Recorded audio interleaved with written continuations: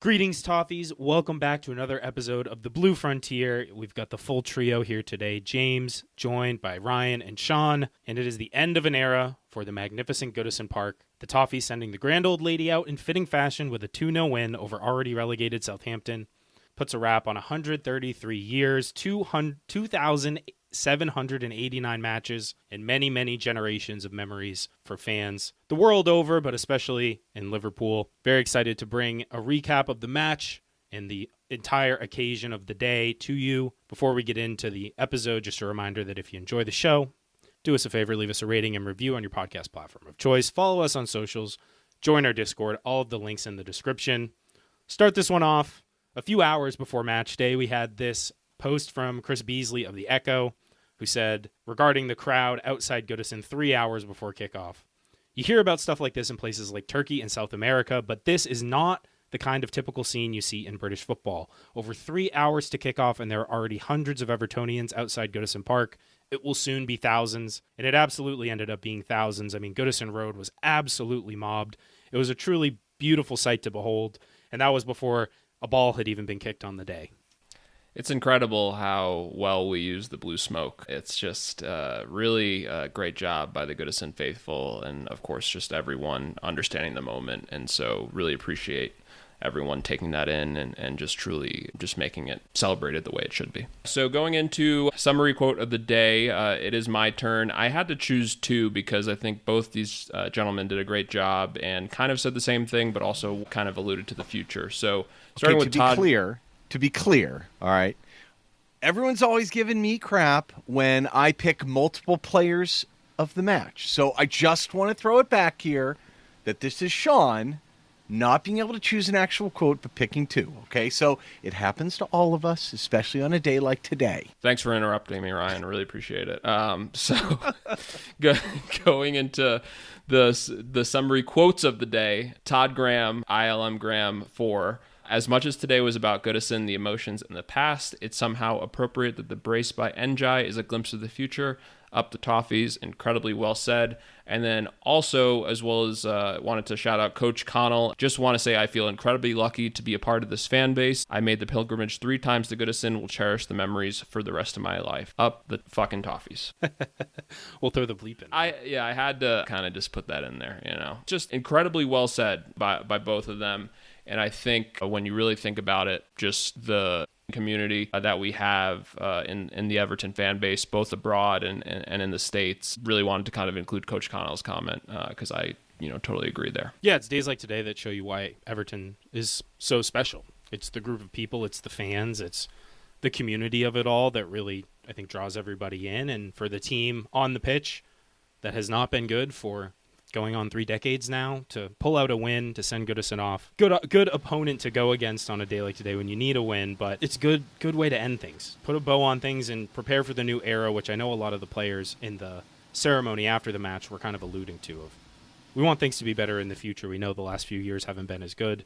And this was a good win, and it made the beautiful weather and everything. It all just kind of lined up perfectly for the send-off of Goodison. We also did have some correct score predictions on the day. Sean, I'll let you run through those before we get into the normal match stuff. Sure. And score predictions, some really good ones this week. 2-0, of course, was said by Third Kit. Everton will rise. Sunwave Cat, Willie Tiger, Winfreaky 12, and OG Shill. And I just want to give a special shout out to Sunwave Cat. He is the official winner of the score predictions throughout the year. He's gotten it right 7 times, so that's a really impressive job. He has a chance to, of course, get 8 next week, but just want to give a special shout out, and of course, we'll figure out some reward for Sunwave Cat, so just wanted to give him a special shout out. Pretty impressive, really. And that's only in like half a season, right? That's just since January. Yeah. So that's it's like... Well, the cat got rolling there for a while, too. I mean, It was like bing, bing. It was impressive. Extremely impressive. And with that, we'll get into lineups for the day, for Goodison's final day, starting with the home side, the Toffee Blues. Jake O'Brien back into the team. He is fit after missing last week. Great to see him back and seemingly okay. Seamus Coleman, I think this was the big one, the question mark going in. Would Seamus play? When would he lead the team out? He, in fact, did both, though only for a short period of time.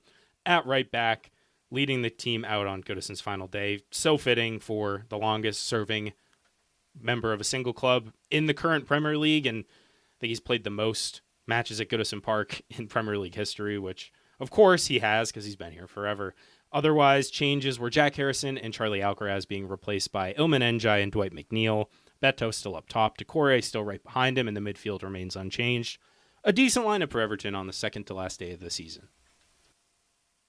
Yeah, going into Southampton, of course, they became safe from the worst points tally last week. And so really the lineup I think they put out there is just one that's looking towards the summer as well as going back to the championship. There's some talent here, though. Don't get that twisted. Kamaladin Sulemana is one to watch for Everton purposes. Incredibly pacey. A winger, of course, he's playing at striker for them today, and somebody that can really give us problems. Nibbling for dibbling, I thought that was a really funny moniker by the NBC crew. One of the few things that they did well today.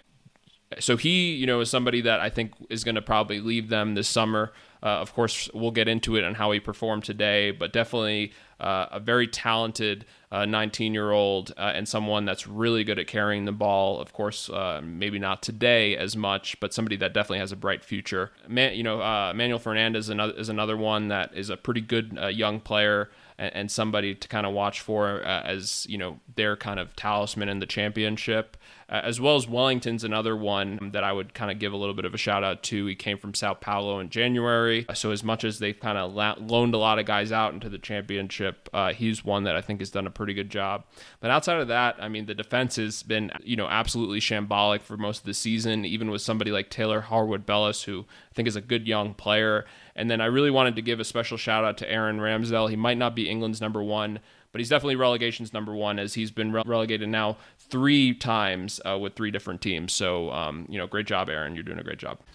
He was stellar today, too. He was really... Yeah, actually, he made a couple good saves, and then he gave us the gift we needed to end out the first half. It was very obvious, too, when we looked at the key matchups that they were going to play down the right side, Dibbling sneaking over there, and to me, that played right into us, to be perfectly honest. Mykolenko, we know, is not necessarily the best going forward, but he does like to lock down a player, and he's locked down players a heck of a lot better than Tyler Dibbling, and he certainly did today. But yeah, 45% of the time Southampton went down the right side, 26% down the middle, 29% down the left side, and it felt like that. It really felt like it was... when they had it, it was a battle down that side and them just smashing into a wall, especially in the first half. I mean, they really did very little. I mean, the one thing that I think we should feel pretty good about as a club, a lot of guys you could tell were really up for it today.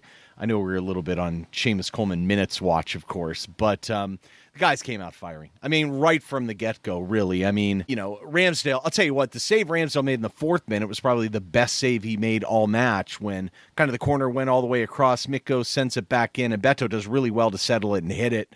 And that was just, epitome of the match. We were just on it, front foot a lot of the time, and really didn't slow down until almost end of the whole first half. And sure enough, we get the early breakthrough for fitting goal scored by the skill men, finally back to scoring goals again. Yeah, on that first play, that Mykolenko on those like full volley or half volley crosses, that's kind of, he's got a knack for just kind of looping those things into the box. But of course, it's Ndiaye opening the scoring just a couple minutes after that, as you said. It's a pass inside to Ndiaye, who lays it off to Ghana. Ghana goes to McNeil. McNeil kind of loses it. It's not really a great pass by Ghana, but Ndiaye's just there, and he jumps on it, and he's direct. So direct, taking guys on, finds that little pocket of space, cuts inside, and slots it in with his left. It's a great finish, and off the marks very early for Everton, putting Goodison in a very good mood. They rose to the occasion, but it always helps when you get that early goal to really get the crowd into it and engaged.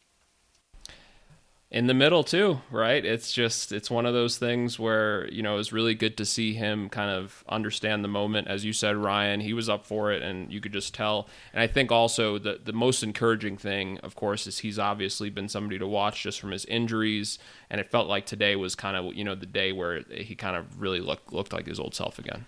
Yeah, he really can make plays at pace, at speed. He can make it with his back to goal and running with it. And the way he pounced on that ball and just took off and decisively just slotted it, it's a great finish. I mean, lower left, perfect. XG of 0.11, post-shot XG of 0.59 for sure. Now, granted, if you had England's number one, he might have saved it, but, what can you say? Really looks like Arsenal made a mistake letting him go clearly.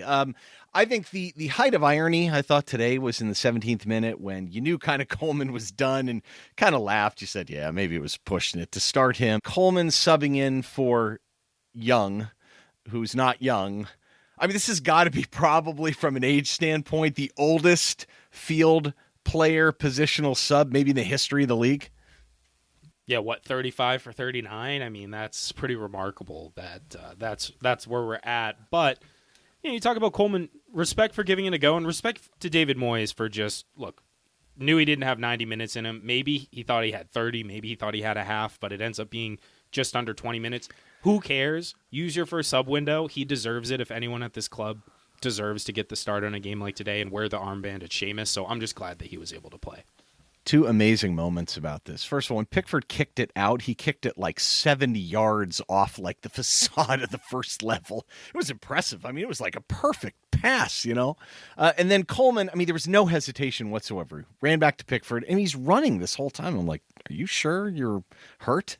You wouldn't know it. Like, he's kind of the guy who's hurt, like American football player that can't show that he's hurt. He has to still kind of play tough guy and just totally ignores it.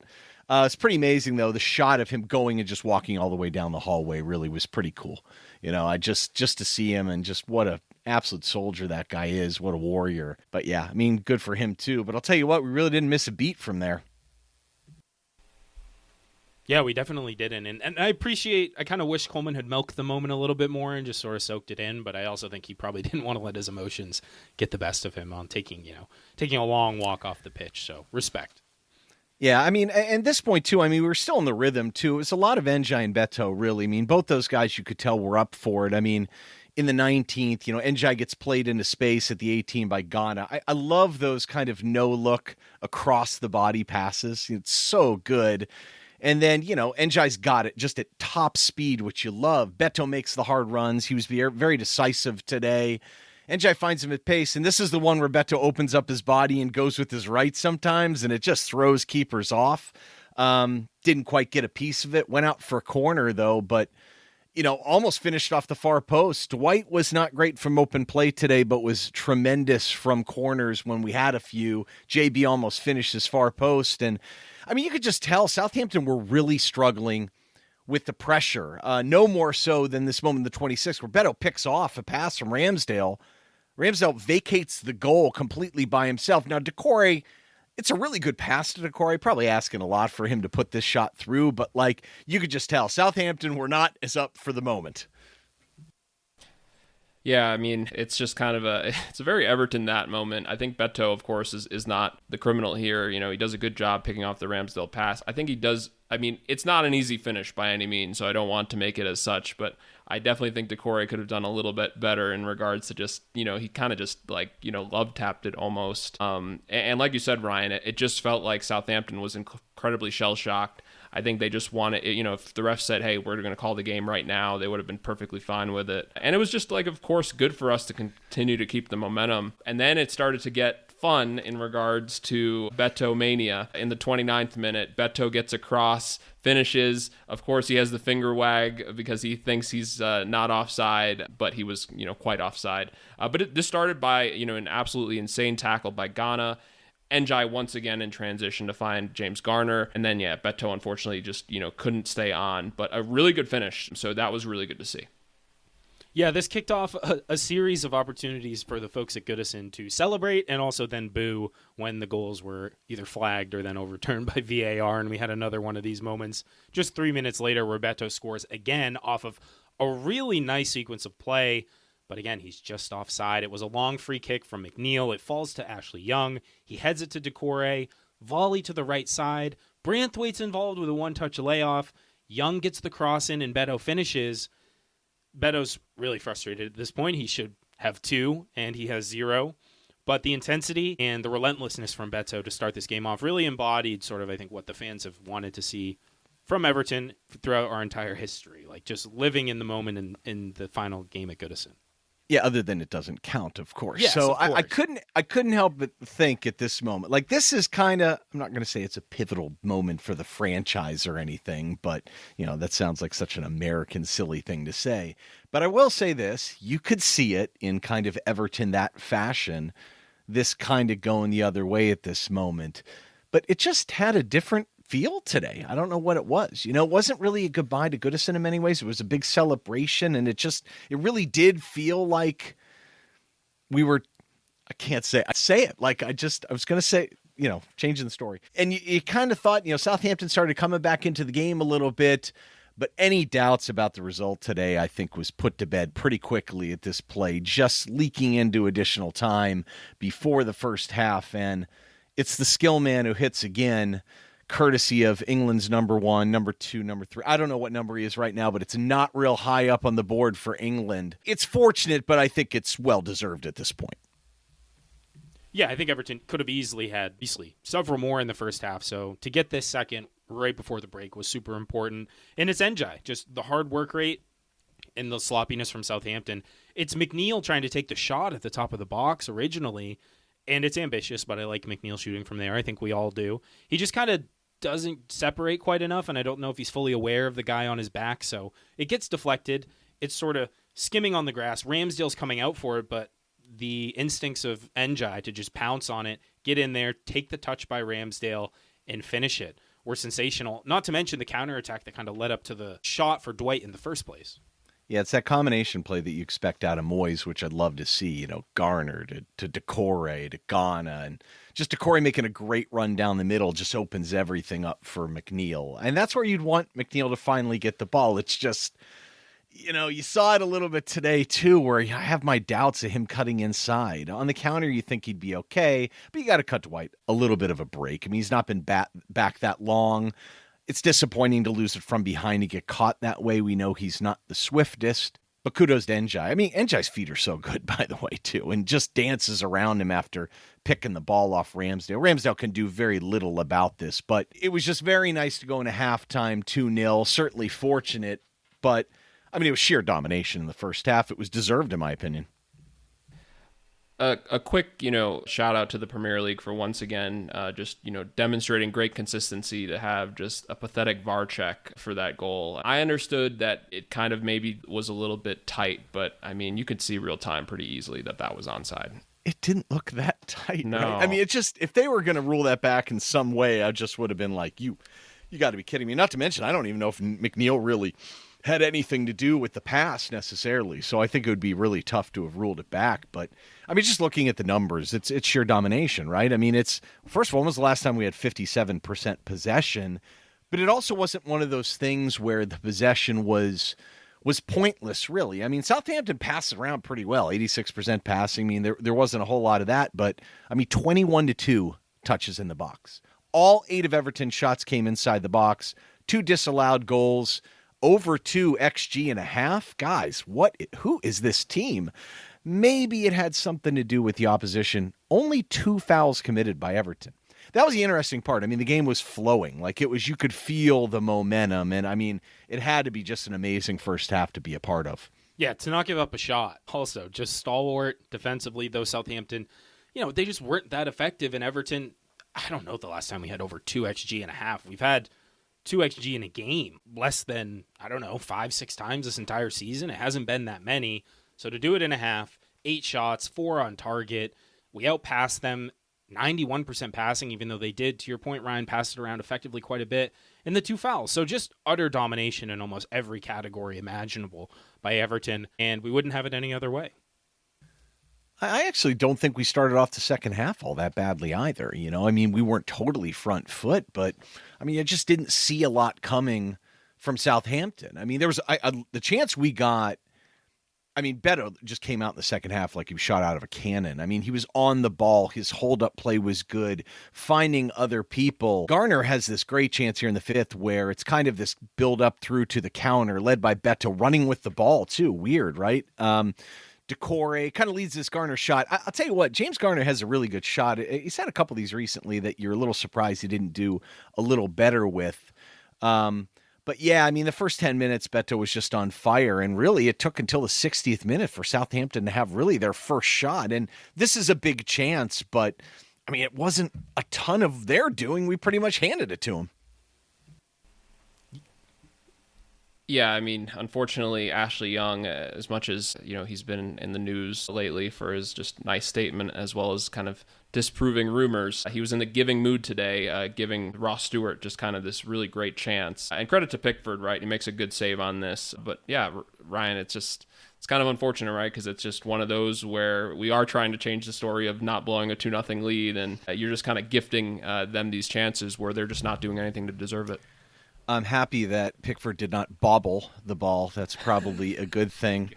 And, sometimes you just got to give a guy some freedom. And I think after this match, I think we've decided that Ashley Young can have his. No, all right, that was a little mean. No, I obviously with the news that Ashley Young is not continuing with the club, I think that's the right decision. We all said that. Not because of this moment, sadly. It was not a good volley, though. He basically handed it to them. But yeah, I mean, you got to credit Ashley Young, though. He's really done much better than I thought he would do. I tweeted that out this week. I mean, I just surprised at how good he was really for the club, but I think it's time to move on. It seems strange that we might buy a right back, though, eventually. Can you even imagine? I mean, we've tried so many times. But yeah, I think this might have been the point where Moyes thought, okay, well, maybe we should make some changes. I mean, Dwight McNeil looked like he was dead on his feet, by the way. You kind of wonder what the injury did to him from a fitness standpoint, because that was always a guy that would be like 70 minutes in and he looks dead and then he just turns it on and he's an absolute animal for the last half hour. So I guess he didn't quite have enough left in the tank, and probably the sub that you would expect happened there in the 64th. I will say the only thing more curious than kind of Dwight's injury is what Jack Harrison did to his hair today, because it looked like a sprinkler coming out of that ponytail. It's Jack has beautiful hair, but some of the decisions this year have been very questionable on how he's kind of worn it. And then wearing a cap at the end, right? It's just like, are you proud of it or you're not? But no, in all seriousness, yeah, it was good subs. And of course, just kind of a very curious moment for Decore, of course, just taking it all in. I think, I can speak for the three of us, and we have nothing but the utmost respect for Abdoulaye Decore. He absolutely deserved that moment. Really glad that he kind of took it all in and soaked it in. Kind of crazy to think that this might be his kind of last ever home game match for Everton. But, whatever happens, just wish nothing but the best for him. Yeah, the end of an era for an incredibly important player, and a number of players really that will never see an Everton wear a blue shirt again. In addition to the send-off for Goodison Park itself, Decore showing the emotion as he's walking off. I mean, he did that media tour, doing Toffee TV, and he did the other podcast, but he spoke respectfully and talked about his desire to stay, but clearly I don't think that's mutual from the club, and no discounting the incredible impact he's had since he's been here. And look, we say end of an era, move on, but while you hope that we're better than maybe some of the players that we leave behind, they still were here through really tough times. And I mean, this club could be in just a terrible spot right now if it wasn't for some of these guys, especially Decore. Say what you want about how pretty his game is, but I mean, he probably, if you had to pick out like top 5 guys that have kept us up, in terms of their individual performances, I mean, Pick's probably the obvious one, but Decore's got to be way up there. He's in the top 3, probably not even top 5. I mean, his consistency, his relentless engine, which we know is kind of maybe wearing out a little bit as he gets over the hill of 30 years old, but incredible impact and will live long in the history of Everton. The leadership shown by him, Ashley Young, these guys who have gotten us, Coleman as well. Ashley Young said all those nice things this week. Just so important to making this move even possible. I mean, there was a very realistic scenario where this day would have been very depressing and dark, and thankfully it is the opposite of that. And I think looking back, I think history will look back fondly on these guys for how difficult and what they kind of stuck through, and future is bright. Interesting sub from Southampton in the 67th minute, badly needed, because Tyler, the nibbling might be a little cooler now than maybe it was before going into this match. He didn't have the best afternoon. Dibbling was not dribbling, that's for sure. Well, he tried. That's for sure. We'll get to the Morgan. stats at the end because someone may have chosen Mikalenko as a performer, but the numbers were pretty ugly. At this point, though, we're still rolling pretty good here. Charlie got a couple times where he got on the ball deeper and ran with it, which, other than colliding with Dominic Calvert-Lewin later, looked like it was decently effective. I'll tell you, in the 69th minute, this could have been our biggest chance in the game. I don't know how he screwed this one up. Beto with this amazing flick onto Charlie. I don't know how if he even knew that Charlie was there. Charlie, a great run, carries it. You could tell he was just holding to try and make the dagger last pass, and Jack makes the great run, but Jack pulls off like right at the moment where Charlie's playing the ball. I think he either plays it earlier or Jack sticks with it. I mean, he literally walks in. It would have been awesome to make it 3-0 and just put everything to bed. Interesting moment in the 70th minute. I'm hoping this was precautionary, but you hate to see a guy like JB pull up with the hamstring. It's okay, he got shoved a little bit kind of when he was chasing a ball down, and it was a hard sprint and didn't have that many sprints to make today, so maybe that was it. But sure enough, it leads to the sub in the 73rd minute, and I think this was a pretty clear way to say, okay, we're packing it in, folks. Yeah, getting some aerial ability in there. Branthwaite and Ndiaye come off for Michael Keane and DCL, two other guys who take a lot of abuse but have played a really important role in their own ways the last few seasons. Michael Keane, we've talked about him enough last match, but defensive subs trying to pack it in a little bit. You get Keane in there, you hope you just head stuff out, clear it, get to the end of the line without too much drama. And we did sit back after that point. I mean, Southampton had almost 70% possession at that point. They had 4 shots to our 0, 3 corners to our 0, 4 dribbles to our 0. But at that point, you're just in preservation mode. Preserve the 2-0 lead and call it a day. Yeah, really a big chance in the 3rd, and that about the only time Mikalenko got beat by anyone, Keane being a little passive. But even up to the last minute, I mean, he had guys flying around. Like, I don't know how Ghana still has the energy. I mean, a couple times I thought we got a little loose in the midfield at times. Guys trying to make passes, guys not reacting to passes very well. And I look forward to better quality next year, but my heaven, you can't argue the effort. I mean, Ghana flying around. There was one point, I mean, he made this ridiculous tackle and hammered someone in the 87th minute, and I'm just thinking, wow. I mean, these guys are making sure there's no chance we're not closing out Goodison with the win. And sure enough, that was it. And you just kind of felt like about later in the second half, the result was almost inevitable, and the feel of the whole match kind of changed into this kind of post-Goodison type thing. It was strange. But before we get into that, I mean, there were some good individual performances, and I think it's important in big moments for players to really step up. And for me, I think a bunch of guys really did, and for me, Beto was one of them. I mean, I think this was maybe his most well-rounded match. I mean, I can't say it's his best because Southampton's just not very good. But look, he had 2 goals disallowed. He had a ton of versatility. His hold-up play was great. They really couldn't get around him. He looked very calm on the ball, right? When normally he looks a little panicked and clumsy. I mean, at one point he got tackled. They just took him down when he was running with the ball. They really had no answers for him. 3 shots, 2 headed clearances, and 5 recoveries. I mean, he was giving it on defense.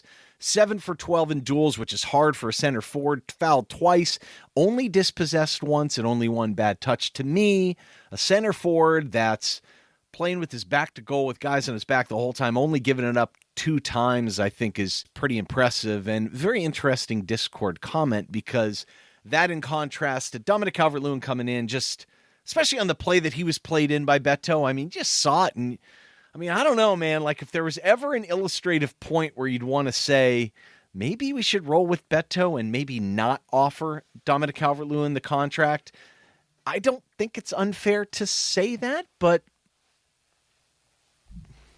Yeah, the comment from Lee Folger, VUTFT, unlike how I feel about DCL, hey-oh, holy cannoli, what a stinker. Glad to get a win, but desperately obvious how many players we have that are and hopefully will be so easily upgraded from this summer. On to better things.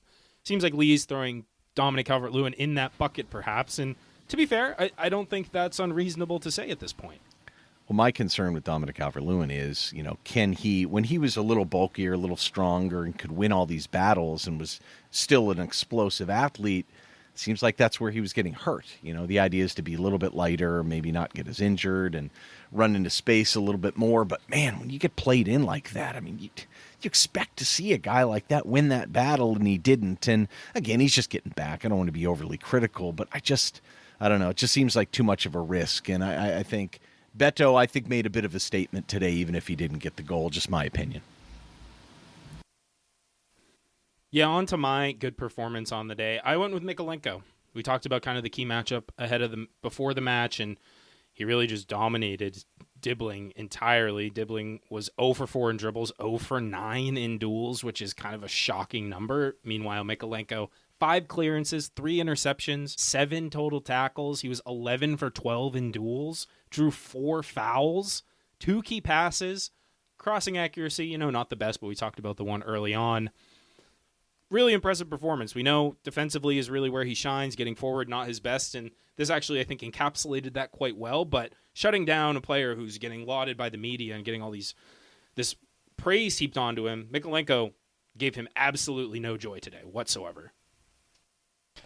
Yeah, and then for mine, I chose Illiman Ndiaye. I mean, that was an easy one. You could tell who kind of got into the dock second on that one. So 2 goals that were allowed, of course, just with the Beto that weren't just due to offsides, and both well taken, of course. A 94.3% pass accuracy on 35 passes, 1 key pass, 1 for 1 on long balls, 2 tackles, and I think the biggest thing, as I said before, just looking like his old self again, right? And that's what we want to see, especially going into the summer. Of course, so many of us going into the summer series, right, and would love to see Illiman Ndiaye kind of, alive and well and just, in full health. So just great to see and really happy. If anybody, as the comment earlier said, to, give us kind of a really view of the future into Bramley Moore, it's him. And I think it was important, too, because Dwight was not real effective from open play. I know he had an assist or 2 or whatever nonsense, shows you how important that stat was. But much like Mykolenko shut down their right side, I mean, Wellington, to his credit, who I loved at Sao Paulo, I think he's a pretty good fullback. It was all over McNeil. I mean, he was like 4 for 4 in tackles, 9 for 15 in duels. And McNeil was 2 of 9 in duels. So similar to Dibbling, Dwight was not having a whole lot of luck. I mean, he's 22 of 22 in passes. He wasn't giving the ball away or anything, and to his credit, he looks great on set pieces. But yeah, and a couple other mixed bag too. Garner was a little off it, I think, a little bit today. Nice little pass on Beto on the disallowed goal, and a couple good passes here or there, but 2 for 9 in duels is not good enough in midfield, unlike Ghana, Ghana and Mykolenko had 7 successful tackles each. No one else on the team had more than 2. Like that's... I mean, Ghana was 7 of 9. Mykolenko was 7 of 8. I mean, I don't know, man. I don't think Ghana was at his best necessarily on the ball today. Just a little inconsistent, but, I mean, you got to try and keep this guy around, don't you? Yeah, we've been praying for that for weeks now. Like, it's the most obvious no-brainer, even if you have to pay the man what he needs to stay. A super important piece going into Bramley Moore, in my opinion. But now we get to really the main stuff here, guys. The post-match, we know that the match was the reason everyone was there, in nominally at least, but the occasion and the celebration was really what it was all about, and it's really hard to convey it watching it on TV, but you did feel the emotions, especially as the game got into the 70th, 80th, and I think it really started to hit home to a lot of people. You had a lot of shots of the crowd, people tearing up, feeling emotional, and then the post-match ceremony, which at one point I was not thinking we were going to be able to watch because they were trying their best to botch the stream. They eventually got it going, and a lot of criticism maybe beforehand that there wasn't more of an occasion planned in this big, hours-long ceremony, but I think the club really kind of nailed it, in my opinion, in terms of the events, the order, the sequencing, the music, everything. I mean, we have a lot of good comments kind of to that effect. Before I say that, I am so glad that Big Dunk really, was enjoying himself. That man had so many beverages, and a man of his stature, you could tell that he really was having the time of his life. And the fact he didn't drink. Yeah, it's just, it was just so interesting. And then also too, just seeing kind of some of the former players that were there, of course, credit to everyone on kind of X, Blue Sky and whatnot that found, Umar Nias, seeing him back at Goodison. It's just some of the kind of just guys you have been treated kind of so poorly by the club, and for them to kind of get the invite and of course, put bygones be bygones. But yeah, just as you said, James, I really do think they nailed it. It was Everton that in the best way. think it's about the individuals that went out there. Like you said, I mean, Duncan was just celebrating like a madman. Yeah, if you didn't know that, you'd assumed he was just completely lit up, and he wasn't. Peter Reid was a little bit, happy, and even Wayne Rooney coming out there, you could tell it was emotional for him. And he even mentioned, even though I left a United, it's funny when he says that. He has such like almost disdain for it. You could tell, like there's something that doesn't sit right with that guy about, it had to move, basically. My personal favorite was even David Moyes' run and grab the corner flag for Tim Cahill. That was pretty funny. I mean, there's so many moments you could kind of go through. Lots of good listener comments about this one, too. And it is amazing how many of us have made that pilgrimage. I mean, Sean, you were just there.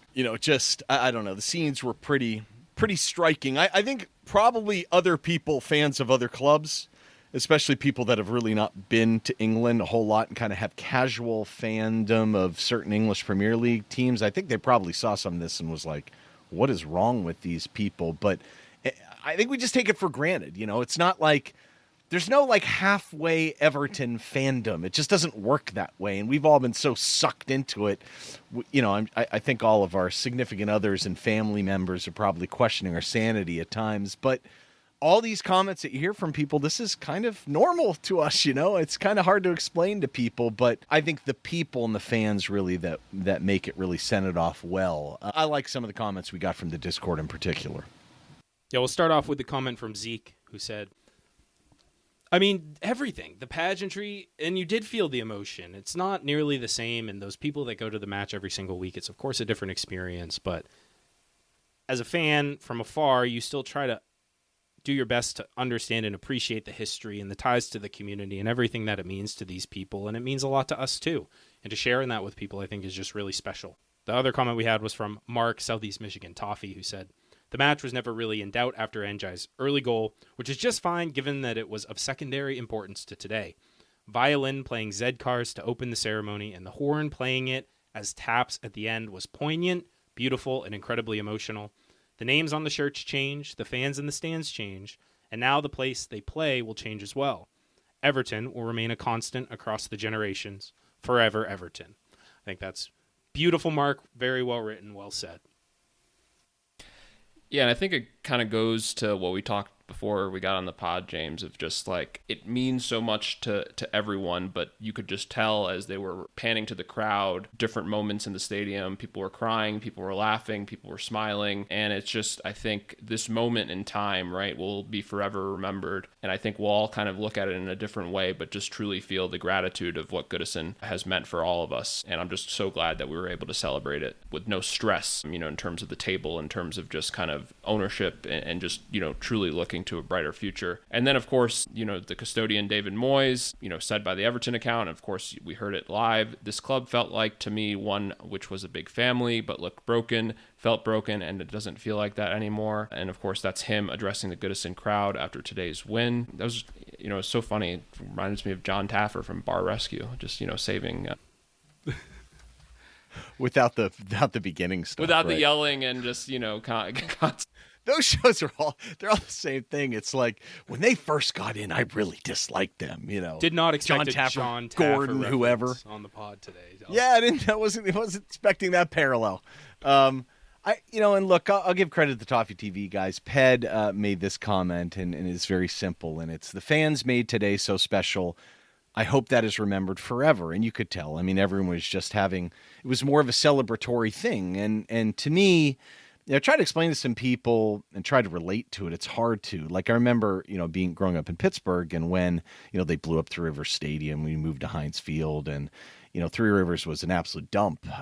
But you sat around the same people for years and years and years. I mean, I was born into season tickets, and that's what you did. You went with your dad and you went in and you had your whole little routine where you went, stopped, you got your subs where you went and, did your whole thing. And you saw all these people and they became your friends and in many ways part of your family. And that doesn't change. And those new traditions will start. But like, put in perspective, it's been 133 years.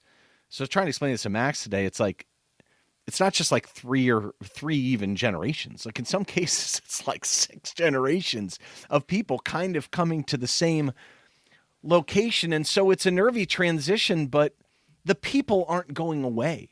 it's up to everyone to come into Bramley-Moore Dock and whatever you want to call it now, HD Stadium, or I'm not going to use some sort of phallic response for it, and to set those new traditions up and kind of be part of the community there again. It's the same people, and I just don't think that'll change. And I hope people take a look at it, and it's a refreshing reboot, basically, of the club. And I also just hope we get some better players this summer. Yeah, and I think you look at the people in the crowd today that are tearing up, and what are they tearing up at? As certainly most of the people there, or a good portion, don't remember Everton winning things for sure. It's the memories they have of their parents or their grandparent who's no longer here or can't go to the match anymore. It's the familial connections, it's the friendships, it's all of that. And to your point, Ryan, you try to carry those over and keep the traditions going. You make new traditions at the new stadium. It's sad to see, but we know Goodison also isn't going anywhere, and I think that's really for the best. You'll still be able to visit and remember those times when the men's team played there, and that will be, in a few years, feel like a long time ago when Everton are hopefully competing and winning things again. And that's really what this new future kind of represents, the opportunity to do, to show generations of fans who have only known a struggling Everton that there is the opportunity to win something. And you look at Palace yesterday, they won the FA Cup, first major trophy in their history. Everton have a much more storied history than that. We hope that they can get back to those levels before too long. Yeah, and then kind of going into another final comment by Robert Powers at Wabi6. Nice to have a comprehensive win and just be able to enjoy the day for what it is. Mission accomplished for the season. Then puts 4 check marks. Premier League going into Bramley-Moore Dock. Mid-table obscurity, a new ownership, and then sending Goodison off with 3 points. And then that's going into kind of our upcoming schedule and, of course, our last day at Newcastle. I spent a lot of time looking at tactical analysis, so I'll read it to you. We are playing on the road. Please don't get any injuries. That's my tactical analysis for next week. Well, fundamentally, we'll know if it matters at all, after the Wolves match. I think what they play Tuesday, even if they draw, unless they win, we're in 13th. And to me, look, that's a couple places better than last year, probably several places better than what we may be projected to be this year. David Moyes, amazing turnaround, really, considering it wasn't that long ago where we were. And I just think the future is bright. I think what makes this so much easier to digest is not just that Goodison's sticking around and kind of can be this symbol of a great past, but the future and the new stadium and whatnot. And it's just, I don't know. I think it's exciting as much as obviously easier for me to be excited, knowing that, I didn't have the connection to the stadium that maybe others did, but still I'm just excited when I take the whole family to Liverpool. A couple of my family members have not seen Goodison. They don't know what that's like. So for that to still be there, for them to kind of see it, and it'll be interesting to see what they do with it. We saw an image of what it's going to look like maybe for the women's team, and there's some talk about turning it into a museum or kind of an area of an event type area. And I think there's a lot of possibilities with what you could do with it. It's not that far from the new stadium. It'd be nice to kind of buffer some of the hits that some of those local businesses might have as well too. And to me, I think it's a great reason to go see the women who have gotten a lot better. I think there's reason to stand to be excited about the women's future as well too. I think there's some opportunity there to really build something special with them. Yeah, and I think based on what the Friedkins have done with Roma's women, I think that's probably a blueprint for something they'll try to emulate, no pun intended on the blueprint, to bring over to Everton. Like, invest in the team. It's a high growth, one of the fastest growing sports in the world, especially like in North America, which we know is a focal point for them to try to grow their American fan base for Everton. So it seems like there's some cohesion there in terms of vision. But yeah, the beautiful stadium on the horizon. If it was more of kind of the standard modern stadium that a lot of people have come to kind of caricature of soulless bowl, it would sting a little bit more. But by all accounts, the new stadium is really remarkable in almost every respect and is going to just provide Everton a different level of platform to be able to move forward as a club. And God, do we need it? We just need it. Everton needs to be good. It's good for the city. It's good for the businesses in that area. It's good for the community and everything. And it'll be I do think the Friedkins have putting the right team in place to help deliver on that vision. So I'm very optimistic for the future. I'm so grateful for the 2 times I was able to make it over and see Goodison Park. But I'm also really excited for my first trip over to the Dock and to see a match there, because I think it's going to be the same fans, and if they bring the atmosphere, it's going to be an equally special match day. Yeah, for sure. And I think, as you mentioned earlier, James, with kind of the Palace FA Cup win, and, once again, congratulations to them. It's just incredible to see, sports are so much about moments, right? And to see kind of, Wembley being celebrated like that and their fan base, right, to not kind of win anything to win that. And it kind of goes into a further point, right, of just so many European spots kind of being allocated to the Premier League next season. Could be a great opportunity, right, for us to potentially take advantage, especially as many of these clubs, right, are kind of figuring out how to, approach the transfer market as well as their squad management going into, a European schedule. And so for us, if we can have even a just decent summer, right, to add to the quality we already have, because we do have some foundational pieces, I think just, there's just a ton to be optimistic for, of course, and, so many of us getting to see Everton in the summer, and just overall, I think the Friedkins have done a great job in regards to Angus starting, sooner than expected. You talk about the stadium, naming rights and just the reported revenue to get from that. So just feel like, we're just getting good news on good news, and we're not used to that, of course, following this club. So, very grateful for it, when it's coming like this in fast waves. And to see a year in which the quote-unquote top six kind of stranglehold on a lot of the major trophies and even league positions is starting to kind of unravel. And we've already talked about it with Newcastle and Brighton in our recruitment episodes that we've done. There are ways to take advantage of the resources that the Premier League is given. It is not a foregone conclusion that the top of the table has to be the same every year. If you run smartly, you run effectively, you can move up the table. You can win trophies. It's there for the taking. You just have to be run right.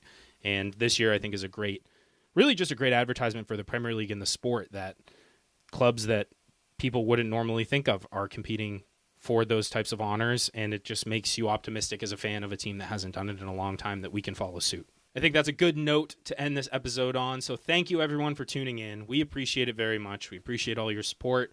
We, of course, still have one game to go. For this episode, we're going to leave it.